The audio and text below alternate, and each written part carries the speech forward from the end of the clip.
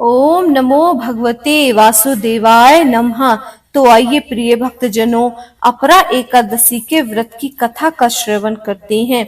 युधिष्ठिर कहने लगे कि हे भगवान, ज्येष्ठ कृष्ण एकादशी का क्या नाम है तथा उसका महत्म्य क्या है, सो कृपया करके कहिए। भगवान श्री कृष्ण कहने लगे कि हे राजन, यह एकादशी अचला तथा अपरा दो नामों से जानी जाती है।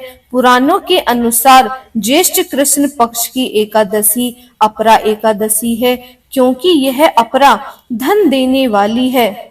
ये एकादशी मनुष्य को अपार धन की प्राप्ति कराती है। जो मनुष्य इस व्रत को करते हैं वे संसार में प्रसिद्ध हो जाते हैं। इस दिन भगवान त्रिविक्रम की पूजा की जाती है। अपरा एकादशी के व्रत के प्रभाव से ब्रह्म हत्या, भूत योनि, दूसरों की निंदा आदि के सब पाप दूर हो जाते हैं।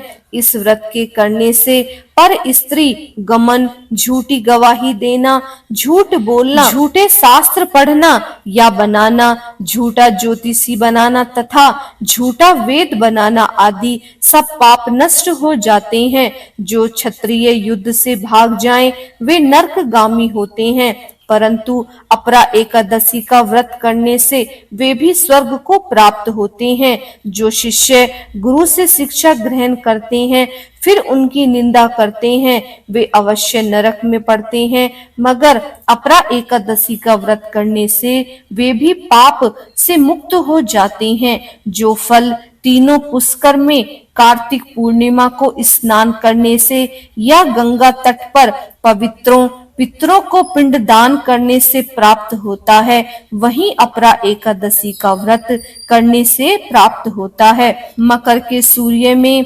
प्रयागराज के स्नान से, शिवरात्रि का व्रत करने से, सिंह राशि के बृहस्पति में गोमती नदी के स्नान से, कुंभ में केदारनाथ के दर्शन या बद्रीनाथ के दर्शन, सूर्य ग्रहण में कुरुक्षेत्र के स्नान से, स्वर्ण दान करने से अथवा अर्ध प्रस्तुता गोदान से जो फल मिलता है वही फल अपरा एकादशी के व्रत से मिलता है।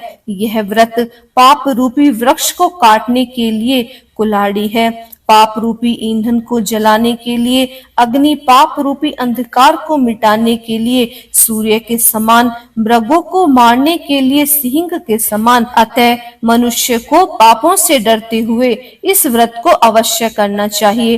अपरा एकादशी का व्रत तथा भगवान का पूजन करने से मनुष्य सब पापों से छूटकर विष्णु लोक को जाता है। इसकी प्रचलित कथा के अनुसार प्राचीन काल में महिध्वज नामक एक धर्म राजा राज्य करता था। उसका छोटा भाई व्रजध्वज बड़ा ही क्रूर, अधर्मी तथा अन्यायी था। वह अपने बड़े भाई से द्वेष रखता था। उस पापी ने एक दिन रात्रि में अपने बड़े भाई की हत्या करके उसकी देह को एक जंगली पीपल के नीचे गाड़ दिया। इस अकाल मृत्यु से राजा प्रेत आत्मा के रूप में उसी पीपल पर रहने लगा और अनेक उत्पात करने लगा। एक दिन अचानक धौम्य नामक ऋषि उधर से गुजरे। उन्होंने प्रेत को देखा और तपोबल से उसके अतीत को जान लिया। अपने तपोबल से प्रेत उत्पात का कारण समझा। ऋषि ने प्रसन्न होकर उस प्रेत को पीपल के पेड़ से उतारा तथा परलोक विद्या का उपदेश दिया। दयालु ऋषि ने राजा की प्रेत योनि से मुक्ति के लिए स्वयं ही अपरा अचला एकादशी का व्रत किया और उसे अगति से छुड़ाने को उसका पुण्य प्रेत को अर्पित कर दिया। इस पुण्य के प्रभाव से राजा की प्रेत योनि से मुक्ति हो गई। वह ऋषि को धन्यवाद देता हुआ दिव्य देह धारण कर पुष्पक विमान में बैठकर स्वर्ग को चला गया। हे राजन, यह अपरा एकादशी की कथा मैंने लोकहित के लिए कही है। इसे पढ़ने अथवा सुनने से मनुष्य सब पापों से छूट जाता है। बोलिए विष्णु भगवान की जय।